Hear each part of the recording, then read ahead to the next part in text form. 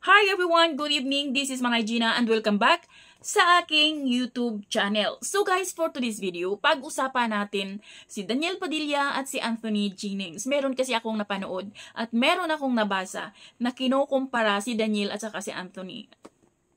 Sabi nila, ang galing-galing ni Daniel Padilla sa Incognito. At yes, talagang 2 thumbs up. Sobrang galing talaga ni Daniel sa Incognito. Ang galing, grabe. At alam naman nating lahat kung gaano kagaling yung mga cast ng Incognito. Imagine mo ba naman, Ian Veneracion, Baron Geisler, Richard Gutierrez, Daniel Padilla, Anthony Jennings. Yes, magagaling.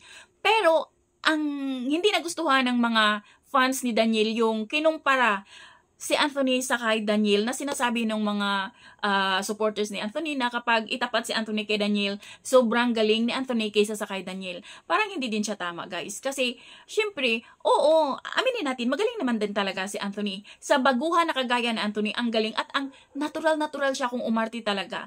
Pero kasi, kapag ikumpara mo naman siya sa kay Daniel, syempre, sabihin, grabe naman, sabihin talaga natin, ang layo na nang naabot ni Daniel kaysa sa nagsisimula pa lang si Anthony. Oo nga, magaling siya, pero wag nating ikumpara kasi milya-milya ang layo ni Daniel sa kay Anthony Jennings. Meron din nagsabi doon na pareho silang magaling, pero mayroon silang something in common daw sa kay Daniel at saka kay Anthony. Pareho silang cheaters.